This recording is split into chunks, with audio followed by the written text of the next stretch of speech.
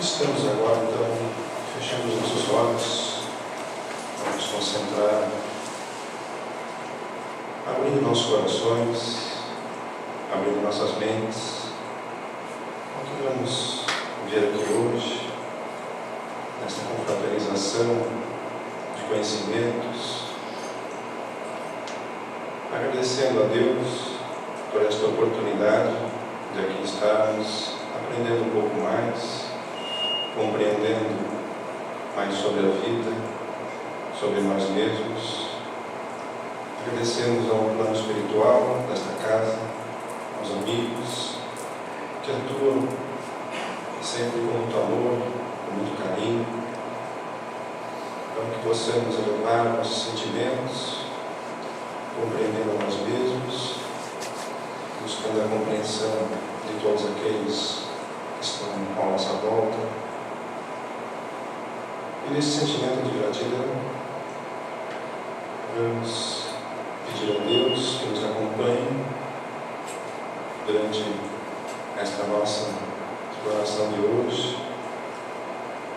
Que tenhamos todos os sentimentos de paz, de harmonia em nossos corações. Que assim seja.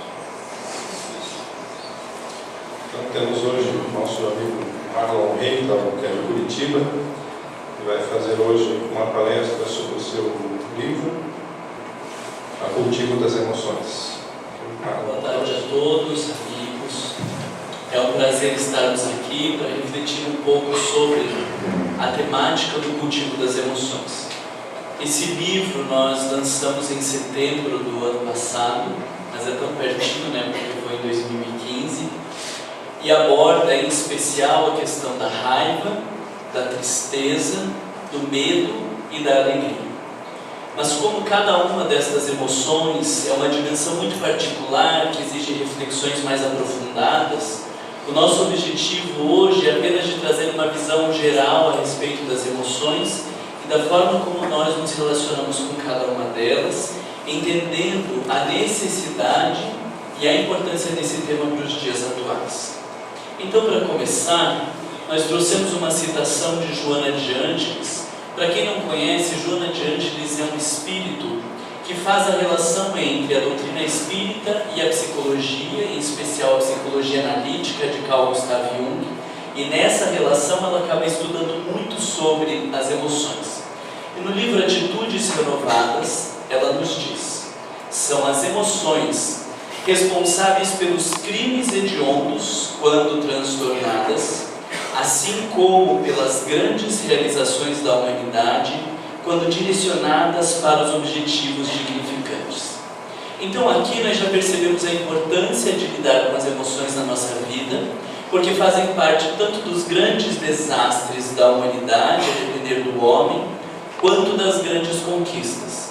Mas mais do que isso, quando eu li essa frase, fiquei pensando que muitas vezes nós achamos que vivemos um estado de equilíbrio das nossas emoções, porque não cometemos mais os crimes hediondos. Não somos talvez as pessoas enlouquecidas que cometem os assassinatos, estas loucuras que temos visto pelo mundo, e nos dá a sensação de que vivemos emoções equilibradas. Mas se as emoções são responsáveis pelas grandes realizações da humanidade, e nós não somos a base ou o foco destas grandes realizações, então é sinal de que não estamos trabalhando de maneira adequada as nossas emoções. A grande maioria de nós, espíritas, está no morno, aonde não cometemos mais os grandes crimes, mas ainda não aprendemos a usar da nossa energia para as grandes realizações. Isso mostra que ainda não sabemos trabalhar com eficiência as nossas emoções, porque se soubéssemos, estaríamos trabalhando pelas grandes realizações.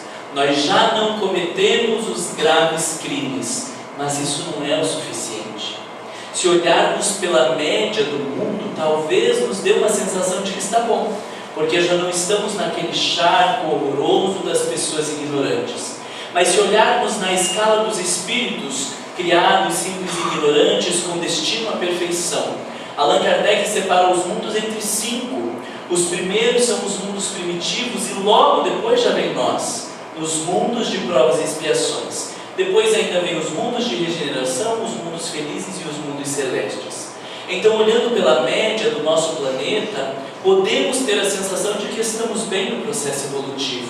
Mas quando olhamos a escala da hierarquia dos mundos, nós somos espíritos que saíram há pouco da primitividade e ainda não conseguimos alçar voos maiores. E olhamos nas emoções, ou na forma harmônica de trabalhar as emoções, os degraus que serão importantes para estes passos mais largos que precisamos dar, trabalhando em função de grandes realizações. Pode ser que eu esteja cometendo algum equívoco de que aqui existam pessoas das grandes realizações que se fizeram bem anônimas, simplinhas, e estão bem quietinhas aqui, humildes, tão humildes que são. Mas acho que a maioria não, né? Só que a proposta de trabalho com as nossas emoções, de contato com os sentimentos, não é algo novo. Joana de Ângeles tem feito essa relação entre a doutrina espírita e a psicologia. A série psicológica, que assim ela chama, tem 26 anos desde o primeiro livro que foi lançado, e parece algo muito recente. Aí vem o Marlon aqui falar que é psicólogo, o outro lá que é psicólogo, e parece como se fosse algo novo, desses psicólogos mal resolvidos, não tem o que fazer, mal sucedido, daí vai sair pelo centro espírita falando de psicologia. Mas é interessante olharmos para Allan Kardec, porque desde o início da doutrina espírita ele já falava dessa temática e nós não demos ainda a atenção que a doutrina espírita merece. E por isso Joana de Ângeles, como um espírito nobre, vem resgatar a importância desse tema na nossa vida. Allan Kardec, na Gênese, que se eu não me engano é 1867, que vocês vejam, não tinha surgido Freud, não tinha surgido Jung, não existia psicologia como a gente conhece, não existia psiquiatria como a gente conhece, não existia nem a pedagogia como hoje a gente conhece e funciona. E antes de tudo isso, Kardec já nos convidava a uma mudança de postura. Primeiro ele diz: a humanidade chegou a um período de transformação em que a Terra deve elevar-se na hierarquia dos mundos.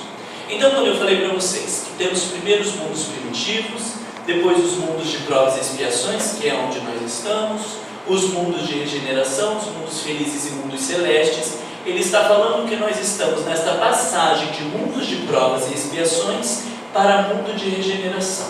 Aqui em Santa Catarina, vocês já receberam um convitinho para a transição planetária? Alguém já ganhou a entrada no mundo de regeneração? Não ganharam ainda? Não devia de ter falado. Lá em Curitiba eles já começaram a distribuir. Alguns de nós já temos o bilhetinho da regeneração, mas aqui eu achei que já tinham começado a distribuição. Nós estamos falando de um mundo que ainda é considerado inferior para um mundo menos inferior, mas ainda estamos abaixo da média. Não sei se vocês sabem dessa notícia. Sabiam dessa?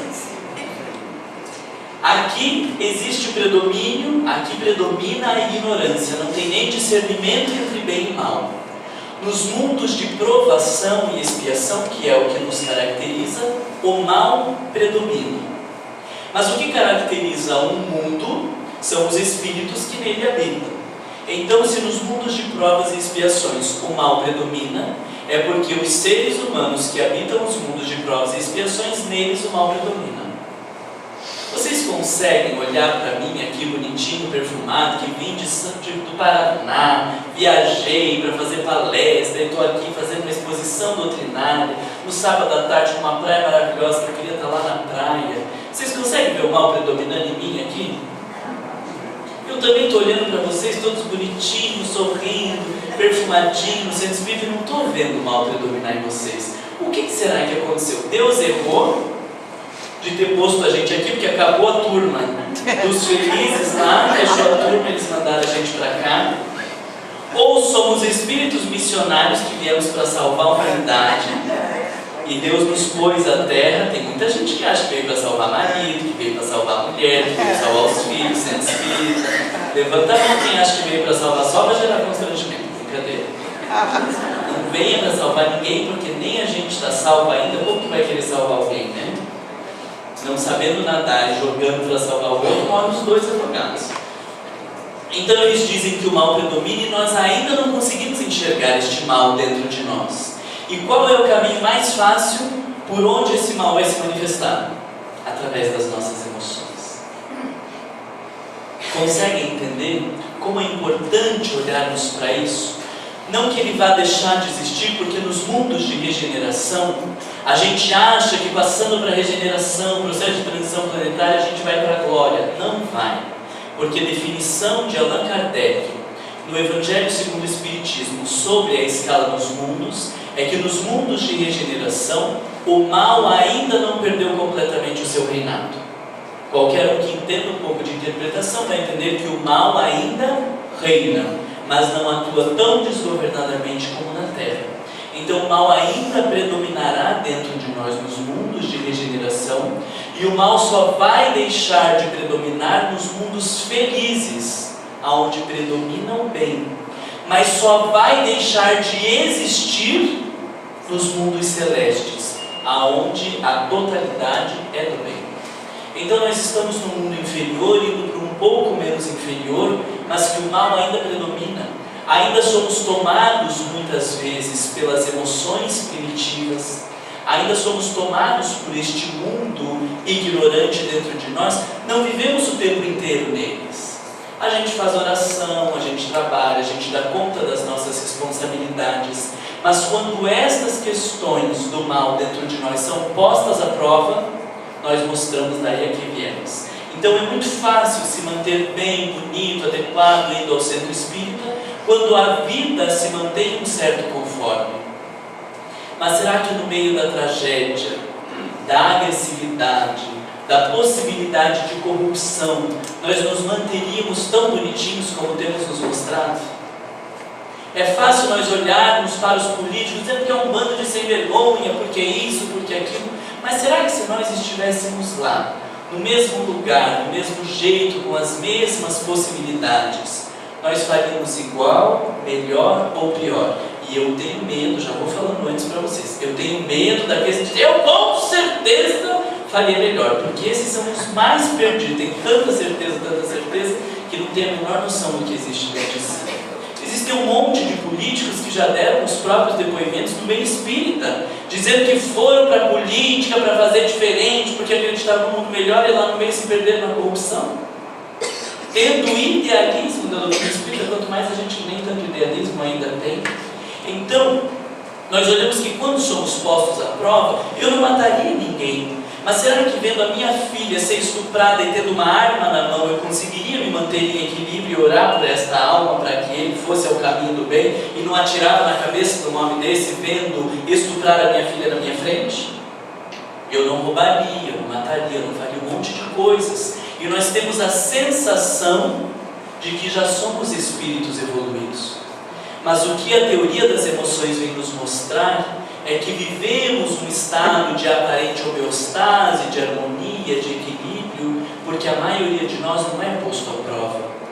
Será que se vivêssemos os grandes conflitos que muitas pessoas que foram para os hospitais psiquiátricos viveram, será que se vivêssemos na mesma dimensão nós estaríamos do mesmo jeito ou pior? Pessoas que nasceram no meio do estupro, do abuso, nós vimos muitas pacientes que sofriam abuso sexual e quando foram procurar as suas mães pedindo ajuda, as mães diziam, cala a boca porque é ele que nos sustenta.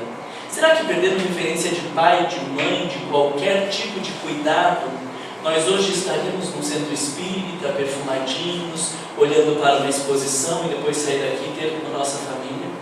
Então, o que eu quero com isso não é horrorizar vocês não, mas mostrar que é preciso um trabalho de muita profundidade em relação às nossas emoções, porque se hoje as coisas se encontram aparentemente estáveis ou harmônicas para a grande maioria de nós, não é porque somos espíritos equilibrados e harmonizados, mas porque Deus é tão bom, tão bom, tão bom, que Ele nos dá apenas o fardo que a gente possa suportar, porque sabe que se pesar um pouquinho mais, se a coisa ficar um pouco mais difícil, a gente já perde uma encarnação inteira, joga tudo para o alto, desanda. Então Deus vai nos oferecendo o peso na justa medida que a gente possa suportar. Isso quer dizer o quê? Que a coisa está tranquila, vamos aproveitar e desfrutar do mundo?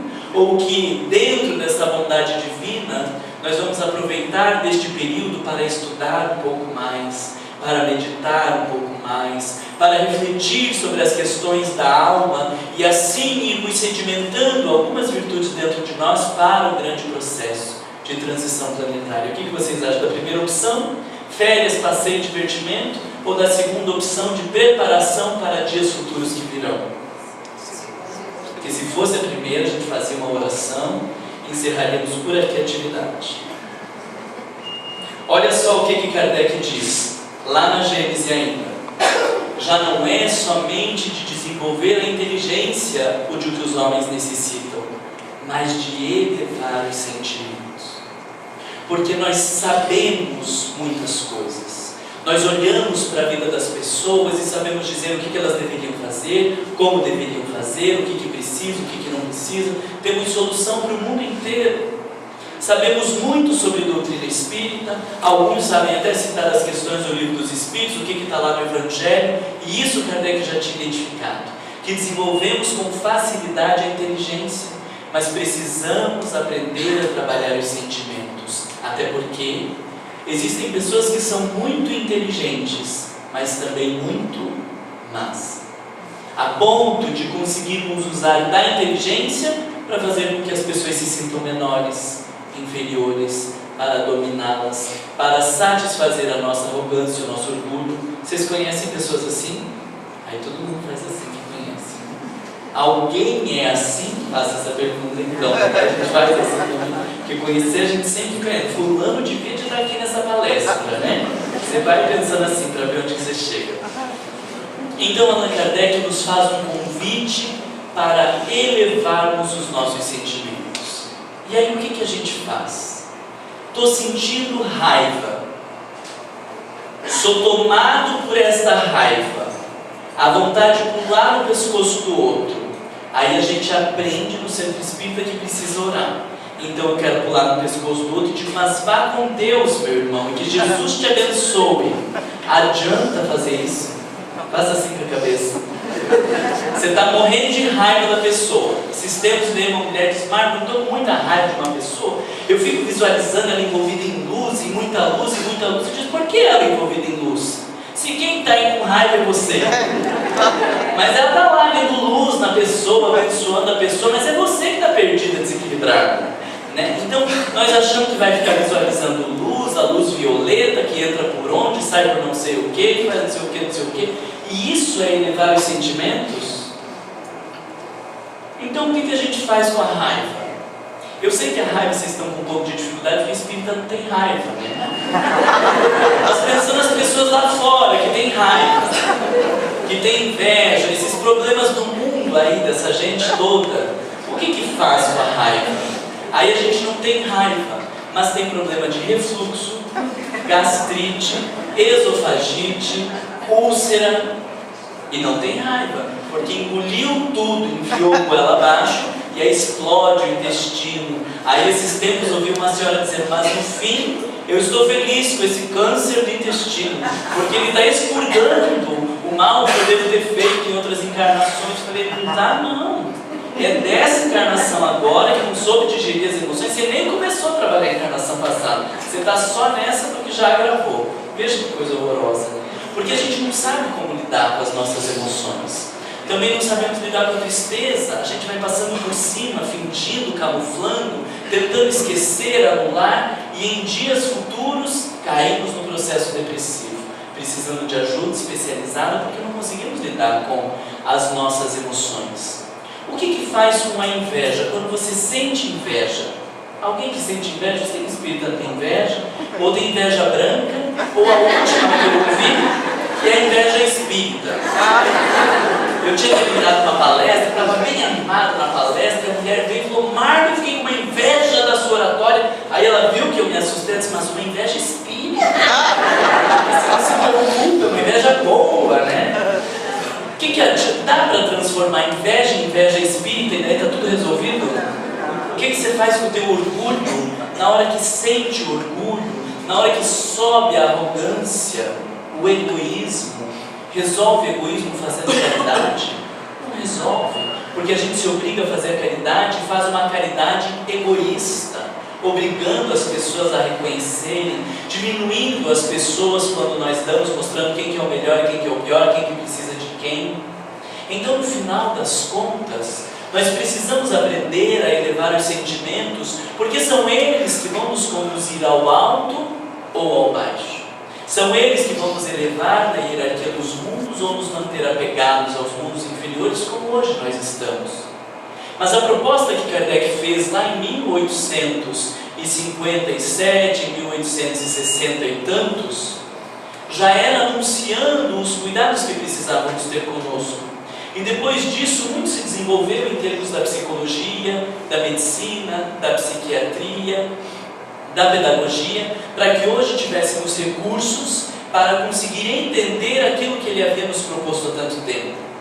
Ninguém vem reformular a doutrina espírita, mas buscar trilhar os caminhos daquilo que Kardec já anunciou há mais de 150 anos atrás. Kardec continua extremamente atual, porque não entendemos ainda a profundidade da sua proposta. O que a psicologia vem fazer é mostrar um caminho, como se ele tivesse ditado o norte, e agora a psicologia aliada ao conhecimento espírita vem mostrar quais são os caminhos que nós temos a fazer, porque sabemos que negar as nossas raivas, camuflar as nossas tristezas, fingir que não temos inveja, orgulho, arrogância, medo e todos estes comportamentos que ainda são puramente humanos, não tem nos resolvido. Nós só estamos adiando um conflito que deveria acontecer no tempo atual. Mais dias ou menos dias vamos ter que nos deparar com todas as inferioridades das nossas emoções e sentimentos e saber o que fazer com cada uma delas. Tem uma frase de Kardec muito interessante que eu queria compartilhar com vocês, que ela está no Livro dos Espíritos, numa determinada questão, mas eu trouxe aqui a citação da Revista Espírita. Não sei se é do conhecimento de todos, mas a Revista Espírita era um livro, eram textos experimentais. Então Kardec escrevia e publicava, e lá as pessoas questionavam, rebatiam, discutiam, e aí ele colocava os questionamentos e respondia depois, e aquilo que ia se consolidando de conhecimento doutrinário, ele ia publicando nas obras básicas. Então a Revista Espírita vai praticamente acompanhando todos os livros das obras básicas. Nós deveríamos preferencialmente citar as obras básicas: o Livro dos Espíritos, o Evangelho, o Céu e o Inferno, o Livro dos Médiuns e a Gênese. Mas eu vou fazer a citação da Revista Espírita, porque tem alguns elementos a mais que não temos lá no Livro dos Espíritos. Os novos horizontes que o Espiritismo abre fazem ver as coisas de maneira diferente. Sendo seu objetivo o progresso moral da humanidade, forçosamente deverá levar luz sobre a séria questão da educação moral, fonte primeira da moralização das massas. Então veja, ele já estabeleceu ali como objetivo último a educação moral. Não surgiu a doutrina espírita para fazer um exército de espíritas na Terra. Não surgiu a doutrina espírita para tentar catequizar o mundo e transformar todo mundo em espírita. A doutrina espírita surge para o progresso moral. Se eu estou no centro espírita há certo tempo e ainda não vejo uma transformação moral significativa, tem algo errado acontecendo. Se eu faço o evangelho no lar e estou preocupado em mudar os outros, tem algo errado acontecendo. Se eu estou estudando, lendo os livros e pensando na humanidade, tem algo errado acontecendo. Porque o objetivo da doutrina espírita é o meu próprio progresso moral. Mas daí ele vai dizer assim: um dia compreender-se-á que este ramo da educação, ou seja, da educação moral, tem seus princípios, suas regras, como a educação intelectual, em uma palavra que é uma verdadeira ciência. Um dia, talvez se imporá a toda mãe de família a obrigação de possuir estes conhecimentos, como se impõe ao advogado a de conhecer o direito. É claro que ele fala da mãe de família pensando a época onde as mães eram responsáveis pela educação dos filhos. Hoje em dia, quem é responsável pela educação dos filhos? Escola, empregada, quem mais que sobrou, né? Mas contando que deveria ser o pai e a mãe, ou a avó, seja lá como for configurada aquela família, o pai, a mãe, né, que conceito é esse do pai e a mãe, independente destes perfis de família, mas pensando que a família tem a responsabilidade pela educação dos filhos, ele diz que um dia estes responsáveis terão a obrigação de possuir os conhecimentos da educação moral, assim como se impõe ao advogado de conhecer o direito. Porque hoje, quando o meu filho está com raiva, eu já sei que não adianta bater e dizer, engole essa raiva, porque você vai ver quem que manda, porque não vai resolver a raiva. Nós já sabemos que não adianta dizer para a criança não chorar, ou engole esse choro como se estivesse resolvendo. Nós já sabemos que para o menino, a menina sexualizada, que está com a mão no pênis com 3 aninhos de idade, 4 anos de idade, que se sente excitado, não adianta bater na criança dizendo que isso é feio, porque o indivíduo vai precisar aprender a administrar as energias que existem dentro dele. E o que a psicologia tem nos mostrado, ou nos ensinado em termos de princípios, é a sair do pode, não pode, do feio ou do bonito, do deve ou não deve, para aprender a entrar em contato com as suas características humanas e pensar como elas podem fazer parte da sua vida sem trazer prejuízos aos outros e aprendendo a trazer benefícios para si mesmo. Pensa no exemplo da sexualidade. A menininha com 3 anos de idade, 4 anos de idade, se esfregando no braço do sofá, ela nem sabe, mas ela está se masturbando. Aí você olha e diz, meu Deus do céu, essa aí vai dar trabalho. O que adianta fazer? Pegar uma cintada e dar lá na bunda da menina? Vai fazer com que ela resolva a sua sexualidade? Faça assim com a cabeça. Vai fazer.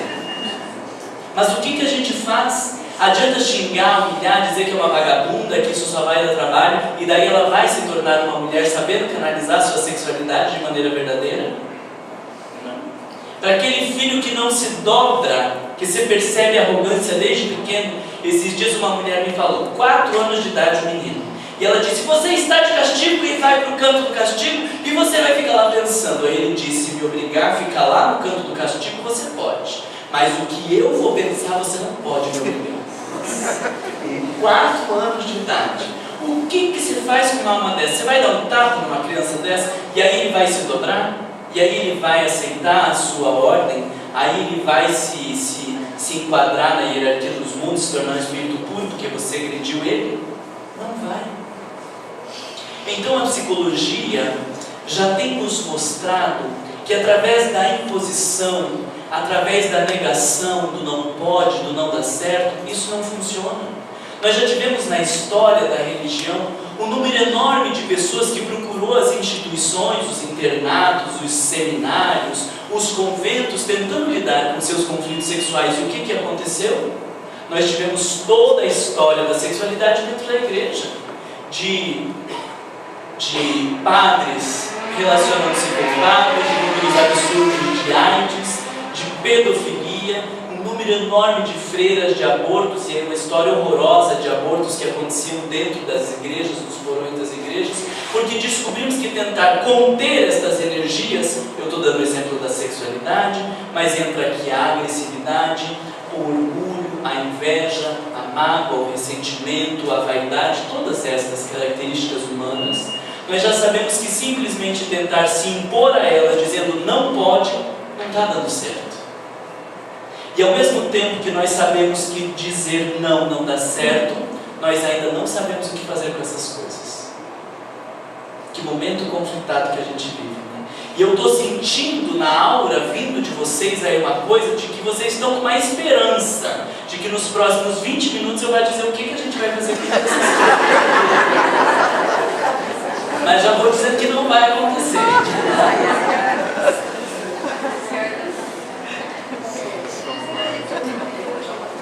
No Livro dos Espíritos, Allan Kardec, ele não fala propriamente em emoções.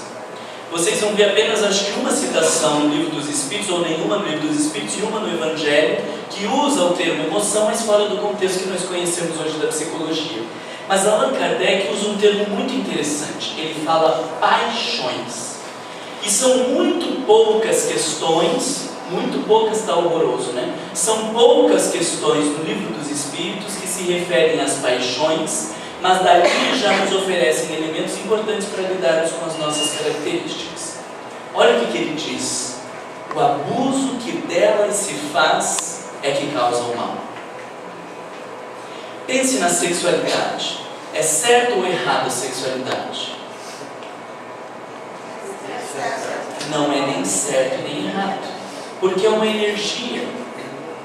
O abuso que se fizer da sexualidade é que vai tornar um problema.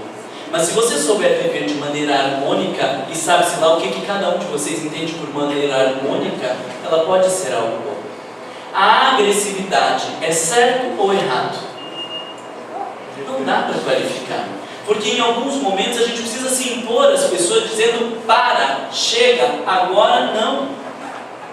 Se uma mãe não tiver uma cota de agressividade, ela não consegue educar o filho, porque ela disse: se você fizer isso, você vai ficar de castigo. Ele faz. Se ela não conseguir deixar o filho de castigo, ela está criando um delinquente. Precisa passar uma noção de causa e efeito. Precisa passar uma noção de que existem consequências para as atitudes. Então, se não existir, mas o coitadinho dele, ele só tem 5 aninhos de idade, e depois vai ser o moço que com 25 aninhos de idade vai dar prisão, mas ele só tem 25 aninhos, vai lá e paga a fiança e tira, ele nem sabe o que ele está fazendo lá no meio da prisão, porque se transformou num delinquente. Então, para que a gente consiga educar os filhos, precisa de uma cota de agressividade. Para que a gente mantenha um relacionamento harmônico, precisa de uma cota de agressividade, porque não dá para dizer sim para tudo. Em algumas coisas precisa dizer não, em algumas coisas precisa exigir, em outros momentos precisa ceder, e a agressividade que faz esse movimento de rompimento, de afastamento, de imposição. Então, todas as características humanas, as nossas emoções, os nossos sentimentos, Kardec qualifica como paixões, dizendo que o problema não é ela em si. O problema hoje não é ter vaidade, porque todos nós precisamos de uma cota de vaidade, não precisamos? É preciso se arrumar, preciso cuidar dos dentes, a gente passa um perfuminho, pensa que quando eu vou ao centro espírita eu preciso de uma roupa adequada, quando eu estou na praia outra roupa, se eu estiver numa festa de gala outra roupa. Então a vaidade vai nos dar um senso de como se portar em cada um dos lugares. Mas quando eu sou tomado por esta vaidade, e aí ela faz um abuso, nós teremos prejuízo.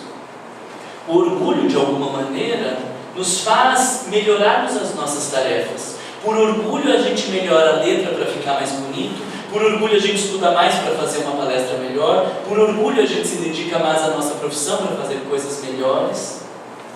Mas quando este orgulho toma uma proporção um tanto maior, que acaba caracterizando o que Kardec chama de abuso, nós temos prejuízos. Conseguem entender a lógica das coisas? O abuso, diz Allan Kardec, que delas se faz, é que causa o mal. E ainda ele vai dizer outras coisas interessantes. As paixões são alavancas que duplicam a força do homem e o auxiliam na execução dos desígnios da providência. E se eu não me engano, agora que eu estou olhando que eu esqueci de arrumar, se eu não me engano, na tradução diz decuplicam, que é 10 vezes mais as forças do homem e o auxiliam na execução dos desígnios da providência. Então o problema não está nas paixões, mas em sabermos utilizá-las para as grandes realizações.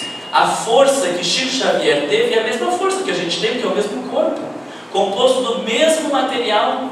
Mas por que aquele homem conseguiu dormir tão pouco, trabalhar tanto em função das pessoas, e a gente não consegue nem dedicar 3 horas por dia em função da humanidade? Se somos compostos dos mesmos materiais orgânicos, nós podemos usar da nossa energia para nos impulsionar às grandes realizações, para ficar estagnado, como a maioria de nós fica, ou para nos destruirmos, como muitas vezes fazemos. Tem mais gente que morre por problemas com a má alimentação e excesso de alimentação do que a falta de comida. Vocês sabiam disso? Mas se em vez de dirigi-las, deixa que elas o dirijam, o homem cai nos excessos, e a própria força que em suas mãos poderia fazer o bem, recai sobre ele e o esmaga. Interessante, né? Então, para concluir esse aspecto que eu estou trazendo para vocês, vejam aqui a frase. As paixões... não, era só para tirar isso aqui. Então o que eu queria mostrar para vocês é que as emoções, elas são uma energia e nós precisamos começar a compreendê-las um pouco melhor para saber como canalizá-las. E o primeiro elemento que eu acho importante nesse sentido do compreendê-las vem de uma definição que na verdade é uma crítica que a gente vai fazer a partir dessa definição. Olha o que o dicionário de psicologia diz. Emoção é uma reação afetiva intensa que surge de forma aguda e de breve duração, determinada por um estímulo ambiental. Então, quando a gente fica com raiva, alguém bateu no nosso carro. Quando bate no carro, em geral, vocês ficam com o quê? Com raiva? A maioria. Fica com raiva. Tem problema de trânsito aqui em Balneário Camboriú? Nesse período agora, né, quem mora aqui, e daí passa esse período, se a gente que já não mora aqui, está de férias, fica com raiva, fica imaginando vocês que tem que trabalhar, fazer as coisas. Mas então, a raiva, ela não vai perdurar pelo mês inteiro. Talvez aqui sim, porque você sabe que o trânsito é o mês inteiro. Mas na hora que você vai pegar o carro, ele começa a ficar com raiva. E depois que você deixa o carro lá no estacionamento, aquela raiva passa. Na hora que alguém faz algo, a gente fica triste. Mas essa tristeza tende a passar. Na hora que surge um barulho, um problema, nós ficamos com medo. Mas depois que a gente vê que está tudo bem, passa. Isso é emoção. Ela é de breve duração. Surge de uma maneira aguda, nos toma, a gente não consegue nem pensar direito. Eu sei que eu não devia ficar com raiva, eu sei que eu não devia ficar com raiva. Entra no carro, se transforma num monstro. Eu sei que eu não devia ficar com raiva, eu sei que eu não devia ficar com raiva. Entra no carro, se transforma num monstro. Porque parece que não está sob o nosso controle, de maneira aguda e de breve duração. Agora, presta atenção no finzinho da frase, porque vocês leram e nem refletiram. Determinada por um estímulo ambiental. Todo mundo aqui fica com raiva durante o trânsito? Não. Alguns ficam, outros não. Alguns são indiferentes aos problemas do trânsito. Todo mundo fica triste quando olha uma criança morrendo de fome no noticiário do jornal? Alguns ficam tristes. Mas todos aqui ficam tristes? Alguns não. Todo mundo tem medo de barata? Alguns têm, outros não. Todo mundo tem medo de falar em público? Alguns têm, outros não. Então isso nos faz pensar que as emoções, elas não são determinadas pelo ambiente. Então, pelo que elas são determinadas?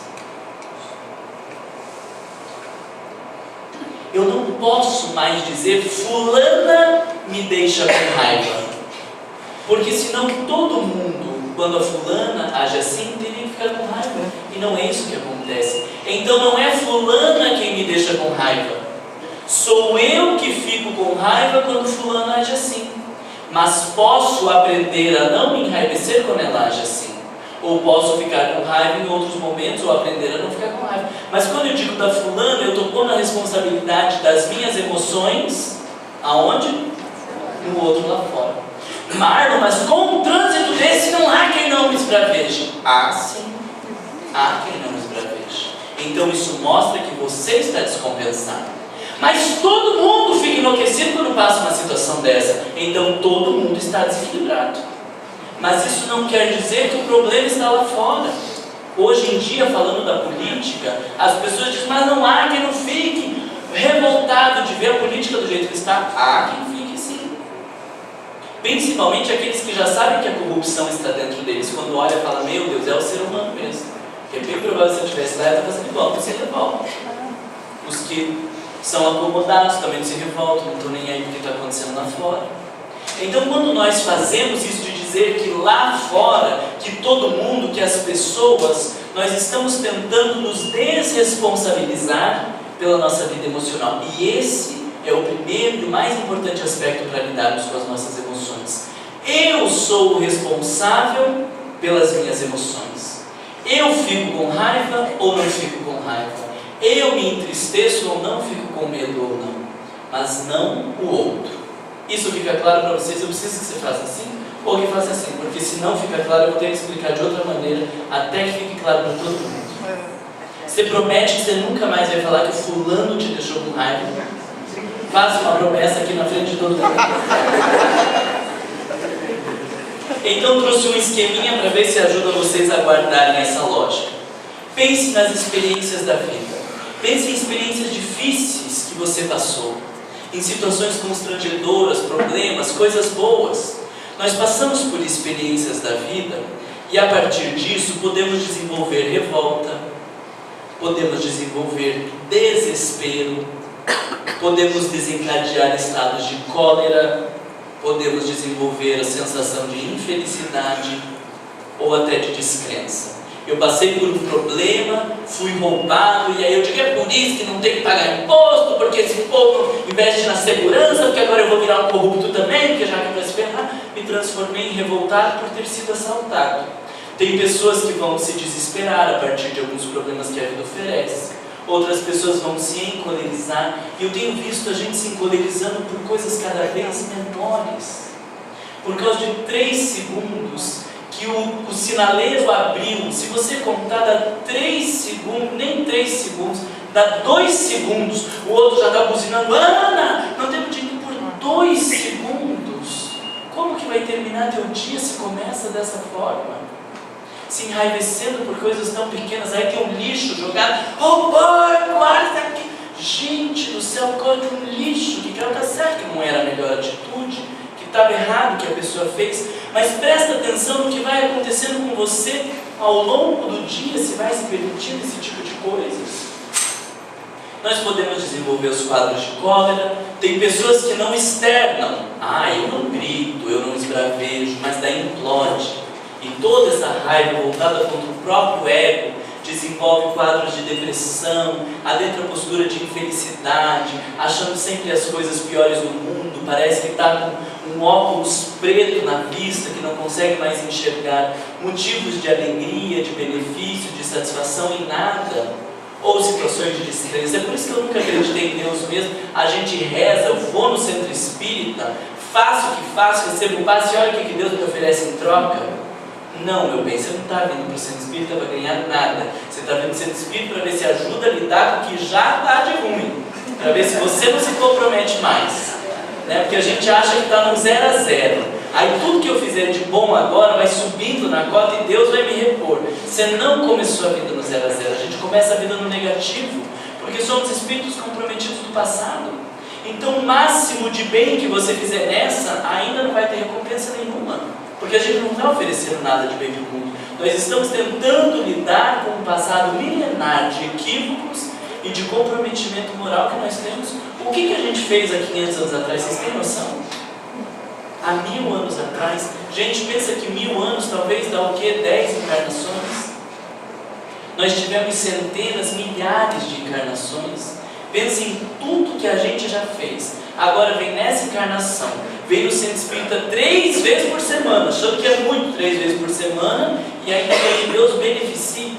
Não é dessa forma que acontece. Desculpa se você estava esperando isso, se diminuir o público na semana que vem, você já sabia o que eu falei, mas não adianta também ficar esperando retorno, que não vai funcionar desse jeito. Então, alguns de nós vamos passar por experiências e desenvolver quadros de revolta. Mas outros vão passar pela mesma experiência de ter sido assaltado, por exemplo, e ao invés da revolta eles vão tirar uma aprendizagem. Vão cuidar um pouco mais porque antes estavam distraídos. Existem pessoas que vão desenvolver situação de desespero e outros vão fortalecer a sua fé. Alguns de nós vamos ter um quadro de cólera e outros de gratidão, porque uns reclamam e outros dizem obrigado, Senhor, porque de alguma maneira o Senhor está me ensinando alguma coisa com essa experiência. Uns de nós podemos desenvolver infelicidade, outros felicidade, alguns descrença, outros humildade. O que eu pergunto para vocês é o que define se nós vamos para o quadro vermelho ou para o quadro azul, se todos eles decorrem de experiências da vida. Que é muito fácil ser bonzinho quando está tudo bom. É muito fácil ser cristão quando o mundo está a nosso favor. Mas a minha pergunta é: o que vai fazer diferença entre ir para o vermelho ou ir para o azul? Eu. A forma como eu vivo, a forma como eu interpreto, a forma como eu lido com as experiências da vida. Os espíritos nobres não se tornaram nobres porque a vida lhes facilitou em tudo.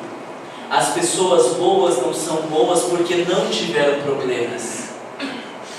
Os espíritos evoluídos não chegaram ao nível de evolução porque Deus foi passando de série em série bem rapidinho. Todos viveram experiências de dor, de sofrimento e de dificuldades como nós vivemos. Alguns deles, como o exemplo de Paulo de Tarso, passaram por problemas muito maiores do que os nossos. Paulo de Tarso, em algumas cidades, quando foi pregar, saiu lá com o risco de ser morto, em alguns lugares apedrejado, e continuavam pregando o Evangelho. Alguns cristãos ameaçados de morte, como Joana de Ângeles, prestes a ser morta, queimada, viva, obviamente que estava viva, com o seu filho ao lado, ainda teve a chance de negar a Jesus, e o filho dizia: abjura, mãe, abjura, porque se ela negasse a Jesus naquele momento, eles seriam livres. E ela diz: cala-te, meu filho, porque ele que era puro morreu na cruz por nós. E vê o seu filho ser morto numa fogueira, e ela mesma ter o seu corpo queimado. A vida não facilitou para estas grandes almas. Se nós lemos a história de Emmanuel, de Chico Xavier, de Divaldo Pereira Franco, foram pessoas que passaram por problemas muito maiores do que a maioria de nós passa. Mas a grande diferença é a forma como eu vivo e encaro estes problemas. E por isso, eu queria trazer para vocês uma questão do Livro dos Espíritos, para que a gente possa encaminhar para o final, que fala do recurso que temos à nossa disposição para lidar com os problemas da vida. Kardec faz uma pergunta muito importante: qual o meio prático mais eficaz que o homem tem de se melhorar nessa vida e de resistir ao arrastamento do mal? Não parece a pergunta que mais a gente esperava? Ele quer saber um jeito prático de não sermos arrastados pelo mal e de nos melhorarmos, ou seja, de lidarmos com as experiências de uma maneira positiva, de lidarmos com os problemas da vida de uma forma nobre, de transformarmos as dificuldades em virtudes. Não parece boa essa resposta? Se tiver resposta, o que vocês acham? E aí a gente espera que tipo de resposta? Se alguém viesse para vocês e dissesse assim: o que eu faço? Porque quando eu vejo, eu estou repetindo os mesmos erros, os mesmos problemas, e repito de volta, sou arrastado pelo mal, não consigo me melhorar. Que tipo de resposta vocês dariam? Vai ao centro espírita, recebeu o passe no sábado, passe forte com aquele senhorzinho lá, e aí é mais forte, é isso?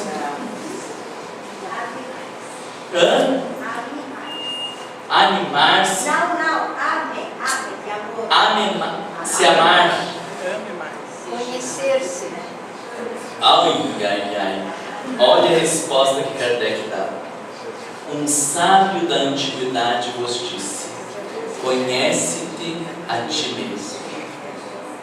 Dá uma tristeza ver essa resposta. Dá uma tristeza. Ele estava esperando que viesse uma poesia. Se o que eu faço? Você vai lá e faz e está resolvido.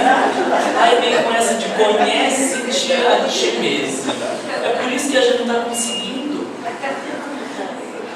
Porque se eu vier todos os dias no centro espírita assistir palestra e receber o passe, mas não me conhecer, a palestra não vai ter importância nenhuma. Porque eu estou ouvindo sobre orgulho e pensando em todas as pessoas orgulhosas do mundo que precisavam dessa palestra, mas não reconheço o quanto eu preciso.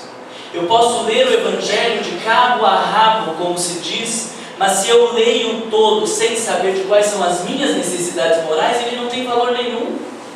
Eu estou recebendo o passe pensando no cretino do meu marido que devia de estar no centro espírita, que agora está lá no bar, que não sei o que essa energia vai para ele, mas quando eu chegar em casa ele está em casa. Não adianta de nada o passe. Pode fazer a caridade todos os dias, o tempo inteiro. Se eu estou achando que sou eu quem dou para aquele pobre que precisa de mim para ser feliz, não tem valor nenhum.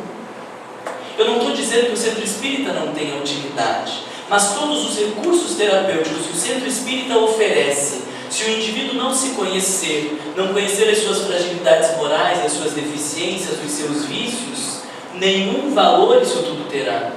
Porque como se estivéssemos blindados ao conhecimento doutrinário, as coisas não podem penetrar, não tocam a nossa alma, não nos transformam em profundidade.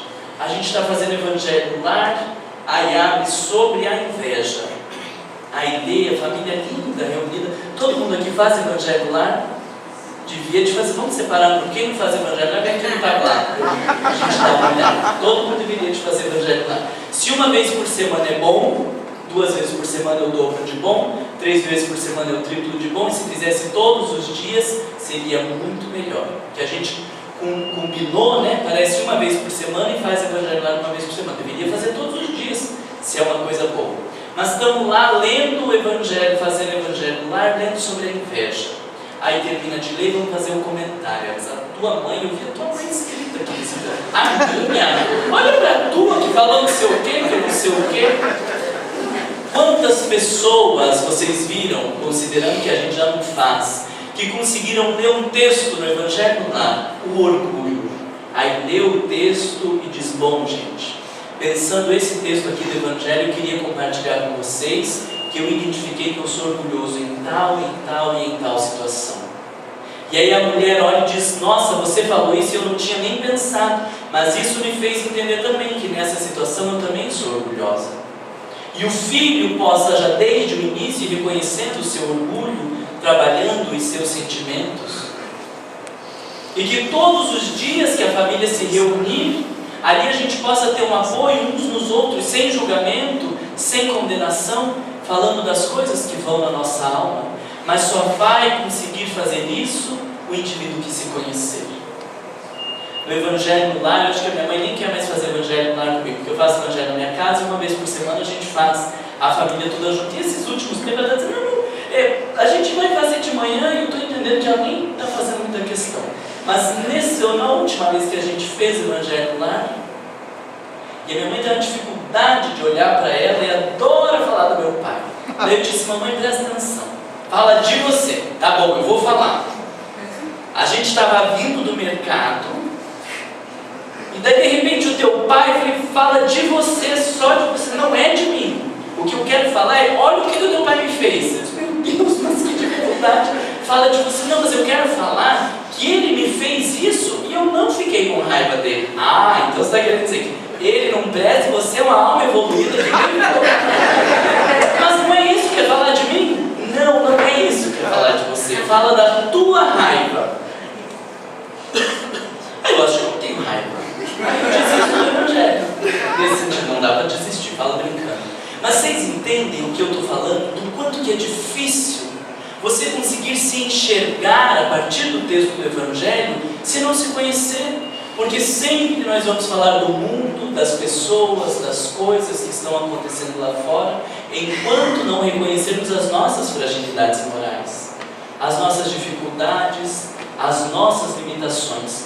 Mas trouxe ainda uma frase que para mim é contundente. Não trouxe aqui, isso é outro elemento.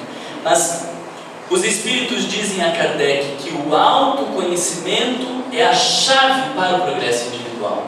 Ou seja, não existe como progredir moralmente sem se conhecer, sem ter coragem de olhar para dentro, reconhecendo as suas limitações e as suas mazelas. E aí, para que a gente possa concluir, eu trouxe então aqui alguns elementos para vocês pensarem. Nós precisamos assumir que nós temos raiva, tristeza, temos medo, temos inveja, temos mágoa, ressentimento, vaidade, orgulho, porque isso é característica do ser humano. Não precisa mais ficar negando, não precisa fingir que é melhor, não precisa tentar projetar para o mundo uma coisa boa, porque está todo mundo no mesmo barco, todo mundo estrupiado de alguma maneira, moralmente falando. Estamos todos no mesmo barco, num mundo onde o mal predomina. Então não há por que tentar fingir que somos uns melhores do que os outros, porque estamos todos na mesma caminhada. Nesta medida, nós vamos identificando as nossas emoções ou as paixões da nossa vida, porque à medida que eu assumo que eu tenho raiva, eu começo a perceber, puxa vida, isso aqui é raiva. Esse jeito que eu falei para o outro pareceu sutil, mas agora eu estou percebendo que é raiva. Aquela forma que eu falei, aquilo ali é arrogância. Ah, mas agora eu estou vendo que tem arrogância. E aí eu vou percebendo no meu dia a dia estas paixões. Depois que nós as identificamos, nós começamos a compreender o sentido de cada uma delas para cultivá-las. Infelizmente essas coisas a gente não vai ter tempo de trabalhar, e até porque, como eu disse a vocês, não existem respostas prontas. O que eu vou fazer com o meu orgulho é uma resposta que cabe apenas a mim mesmo. Não existe uma técnica do que fazer com o orgulho, mas fato é que eu preciso assumir que sou orgulhoso, identificar aonde ele se manifesta, para compreender essa experiência na minha vida e saber o que eu vou fazer com ele, com as minhas raivas, com os meus medos, com os meus ressentimentos. Todas estas são características humanas, e Deus não deixa de nos amar, ou vai nos amar menos, ou nos amar mais, porque somos assim. Deus nos ama como nós somos. O que caracteriza o verdadeiro espírita não é ter se tornado um espírito puro. Kardec deixa muito claro no Evangelho quando diz: reconhece-se o verdadeiro espírita pela sua transformação moral. Ou seja, não há como sermos os mesmos antes e depois de conhecer a doutrina espírita. É preciso que haja uma mudança. Quando antes eu não sabia de vida após a morte, não sabia de um Deus justo e bom, não sabia de reencarnação, da influência dos espíritos na nossa vida, é natural que a gente tenha um tipo de conduta. Mas na medida que eu tenho esse conhecimento, eu vou ter alguma transformação. Reconhece-se o verdadeiro espírita pela sua transformação moral e pelo esforço que faz em domar as más tendências. Perceba que, por definição, para ser espírita, precisa ter más tendências. Porque se não tiver más tendências, não tem o que se esforçar para domar. Porque o indivíduo que não tiver más tendências não pode estar na Terra, não está mais na Terra. Reconhece-se o verdadeiro espírita pela sua transformação moral e pelo esforço que faz em domar as más tendências. Kardec já estava falando que nós vamos aprendendo a domar, manter junto, lidar dia após dia, assim como se doma um cavalo, como se doma um cachorro. Aos poucos nós vamos domando as características da nossa alma. Mas o que mais caracteriza então nesse sentido o verdadeiro espírita é o esforço. Que nos esforcemos constantemente por ser pessoas melhores, que nos esforcemos constantemente por fazer o bem, que nos esforcemos constantemente por nos conhecer. E assim como nos disse Jesus, seremos salvos. Ele diz: salvos serão os que perseverarem sempre. Nós ainda não estamos na fase de consolidação das grandes virtudes.